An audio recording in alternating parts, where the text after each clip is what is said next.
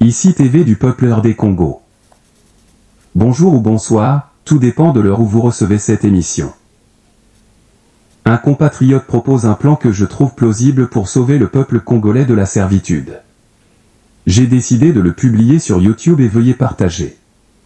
Des compatriotes inconscients sont prêts à vendre le pays par haine tout simplement du président et non par patriotisme. Ils oublient que le voleur vient pour piller et tuer. Ce sera le sort de Corneille Nangaa et compagnons traîtres. Suivez. Junior le Melchizedek Bondonga. C'est encore possible de sauver la RDC. Voici les 10 points à appliquer en urgence pour que le président Félix-Antoine Tshisekedi puisse pouvoir sauver la RDC. 1. Suspendre la démocratie et constitution et proclamer l'état d'urgence. 2. Dissoudre l'Assemblée nationale dirigée par les traîtres en la remplaçant par un parlement de circonstance, soit une assemblée constituante composée d'au moins 145 députés plus 26 en raison de 145 territoires et 26 grandes villes du pays. 4. Dissoudre le gouvernement et former celui de plus ou moins 15 membres dirigé par un mobilisateur à la taille de Bemba avec une mission bien précise. 5. Faire appel aux armées alliées avec des concessions précises, voire tout offrir à la Russie pour ses mercenaires. 5. Dissoudre les FARC et PNC en faisant appel aux patriotes qui y sont pour rejoindre les forces armées patriotiques congolaises, FAPC. 6. Réactiver les patriotes Ouazalando en les organisant en guérilla pour soutenir les patriotes des FAPC. 7. Préparer tous les jeunes et vieux volontaires des zones non occupées aux techniques de guerre pour une résistance dans leurs coins respectifs. 8. Placer l'état-major général au centre du pays où les avions de chasse et aux équipements sophistiqués de guerre pour des interventions rapides seront placés et mis en alerte.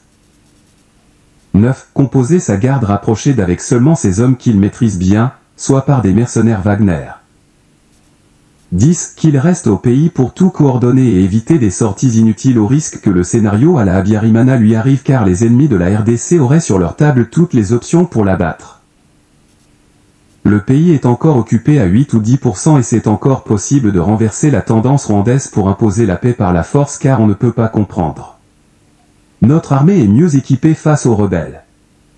Mais comment nos militaires préfèrent-ils abandonner la bataille? Pourtant, ils sont mieux équipés que les rebelles avec l'aviation. Qui leur ordonne de pouvoir replier? Pourtant ils sont mieux équipés que les rebelles?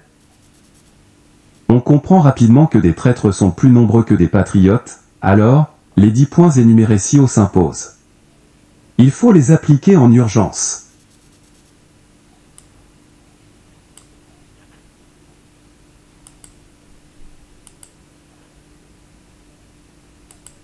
Ici TV du peuple RD Congo. Bonjour ou bonsoir, tout dépend de l'heure où vous recevez cette émission. Un compatriote propose un plan que je trouve plausible pour sauver le peuple congolais de la servitude. J'ai décidé de le publier sur YouTube et veuillez partager.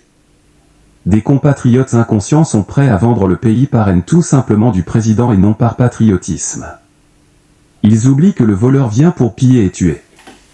Ce sera le sort de Corneille Nangaa et compagnons traîtres. Suivez. Junior le Melchizedek Bondonga. C'est encore possible de sauver la RDC. Voici les 10 points à appliquer en urgence pour que le président Félix-Antoine Tshisekedi puisse pouvoir sauver la RDC. 1. Suspendre la démocratie et constitution et proclamer l'état d'urgence. 2. Dissoudre l'Assemblée nationale dirigée par les traîtres en la remplaçant par un parlement de circonstance, soit une assemblée constituante composée d'au moins 145 députés plus 26 en raison de 145 territoires et 26 grandes villes du pays. 4. Dissoudre le gouvernement et former celui de plus ou moins 15 membres dirigé par un mobilisateur à la taille de Bemba avec une mission bien précise. 5. Faire appel aux armées alliées avec des concessions précises, voire tout offrir à la Russie pour ses mercenaires. 5. Dissoudre les FARC et PNC en faisant appel aux patriotes qui y sont pour rejoindre les forces armées patriotiques congolaises, FAPC. 6. Réactiver les patriotes Ouazalando en les organisant en guérilla pour soutenir les patriotes des FAPC. 7. Préparer tous les jeunes et vieux volontaires des zones non occupées aux techniques de guerre pour une résistance dans leurs coins respectifs. 8.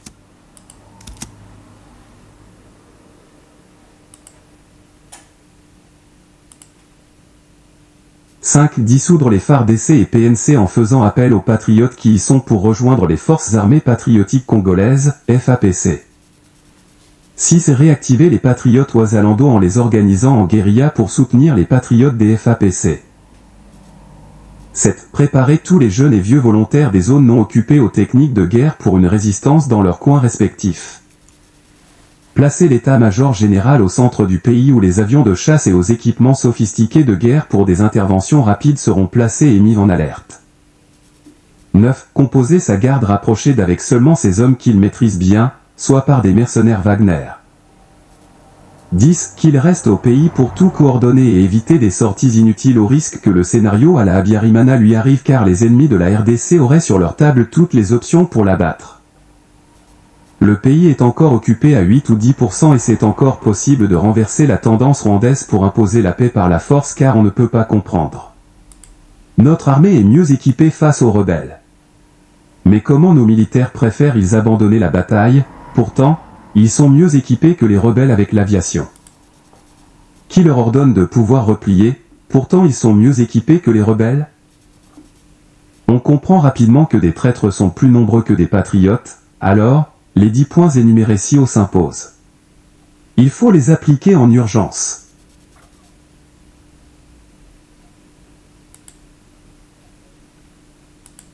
« 9. Composer sa garde rapprochée d'avec seulement ces hommes qu'il maîtrise bien, soit par des mercenaires Wagner. 10. Qu'il reste au pays pour tout coordonner et éviter des sorties inutiles au risque que le scénario à la Abiyarimana lui arrive car les ennemis de la RDC auraient sur leur table toutes les options pour l'abattre. Le pays est encore occupé à 8 ou 10% et c'est encore possible de renverser la tendance rwandaise pour imposer la paix par la force car on ne peut pas comprendre. Notre armée est mieux équipée face aux rebelles. Mais comment nos militaires préfèrent-ils abandonner la bataille? Pourtant, ils sont mieux équipés que les rebelles avec l'aviation. Qui leur ordonne de pouvoir replier? Pourtant ils sont mieux équipés que les rebelles? On comprend rapidement que des traîtres sont plus nombreux que des patriotes, alors, les 10 points énumérés ci-haut s'imposent.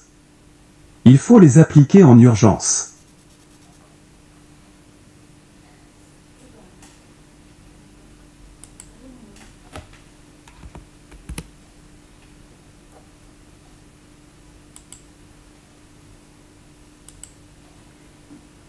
Le pays est encore occupé à 8 ou 10% et c'est encore possible de renverser la tendance rwandaise pour imposer la paix par la force car on ne peut pas comprendre. Notre armée est mieux équipée face aux rebelles. Mais comment nos militaires préfèrent-ils abandonner la bataille? Pourtant, ils sont mieux équipés que les rebelles avec l'aviation. Qui leur ordonne de pouvoir replier? Pourtant ils sont mieux équipés que les rebelles? On comprend rapidement que des traîtres sont plus nombreux que des patriotes, alors, les 10 points énumérés ci-haut s'imposent. Il faut les appliquer en urgence. C'est un message adressé directement au chef de l'État. Monsieur le Président, Félix Tshisekedi, vous devez savoir que peu importe la décision que vous allez prendre aujourd'hui, négocier ou pas, les extrémistes Tutsis au pouvoir à Kigali ont déjà décidé de vous tuer. Soyons clairs. Ce sont d'ailleurs le propos de Corneille Nangaa qui est aujourd'hui la marionnette du Rwanda. Peu importe la décision que vous allez prendre, les extrémistes Tutsis, appuyés par l'Occident, ont déjà décidé de vous abattre. Et regardez aujourd'hui l'environnement mondial. Le Congo est véritablement isolé. Ne suivez pas les résolutions de l'Union européenne. Ne suivez pas les résolutions occidentales. Le Congo est aujourd'hui isolé. Les États-Unis ne nous viendront pas en aide. La France non plus. L'Angleterre non plus. Toutes ces entités occidentales n'aideront pas le Congo. Parce que si elles devaient aider le Congo, elles devraient normalement sanctionner le Rwanda aujourd'hui. Mais jusque-là, il n'y a aucune sanction. Donc, si nous nous tournons vers l'Occident, nous n'allons pas résoudre cette problématique d'insécurité.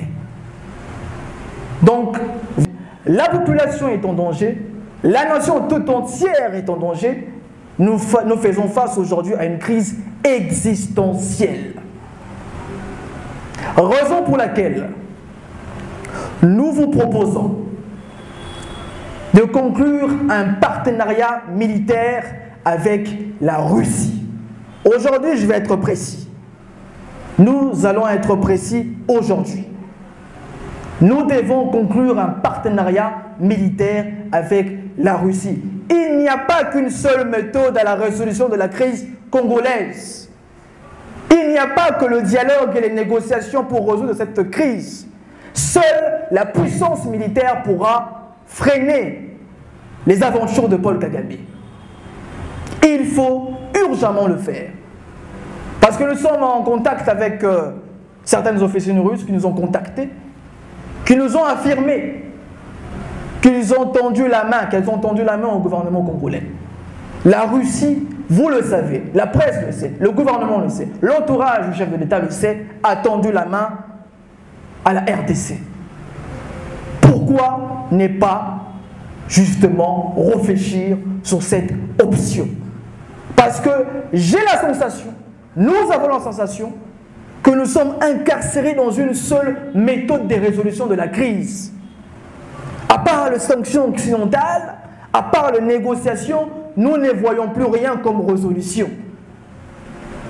Ça prouve à suffisance la déliquescence, la dégénérescence de notre élite politique. Pourquoi on n'arrive pas à voir une autre méthodologie de la résolution de cette crise? Donc, nous avons été en contact avec certaines officiers russes qui nous ont affirmé cela et nous exigeons au chef de l'État, parce que nous sommes le souverain primaire, il faut dire les choses telles que sont, nous ne sommes pas des acteurs politiques, nous sommes des acteurs de la société civile, donc nous représentons le peuple aujourd'hui, nous l'exigeons à le faire, parce que si vous ne le faites pas, dans quelques jours, dans quelques mois, le Congo va disparaître. On ne mesure peut-être pas les dangers que nous courons aujourd'hui. Mais regardez ce qui se passe déjà à Bunagana. Le franc congolais n'est plus utilisé là-bas. Regardez ce qui se passe à Goma. Nanga et ses parrains ont déjà nommé un gouverneur. Regardez l'avancée des troupes rwandaises à Bukavu. Ils sont déjà en train de nous envahir. Bientôt peut-être, un affrontement partira de l'Ouest. Parce que certains experts ont déjà soupçonné une certaine conjuration qui viendrait du Congo-Brazzaville, dirigée par Denis Sassou Nguesso. Quoique nous sommes très proches de la population du Congo-Brazzaville, on a été plusieurs fois invités au Congo-Brazzaville, nous avons discuté avec beaucoup d'acteurs politiques là-bas. J'ai été d'ailleurs invité au congrès de l'opposition là-bas. Le congrès qui est justement en opposition avec la politique gouvernementale de Denis Sassou Nguesso, qui est proche de Paul Kagame. Donc on risque de subir les attaques de tous les côtés. Et donc c'est urgent aujourd'hui pour le chef de l'État de conclure un partenariat militaire avec la Russie. Je précise aujourd'hui la Russie parce que j'en mesure la gravité. Il faut aujourd'hui entreprendre une autre démarche de la diplomatie. La diplomatie, ce n'est pas simplement aller faire des discours à l'Union européenne, ce n'est pas simplement demander aux chefs d'État européens de prendre des sanctions. La diplomatie de puissance, c'est de...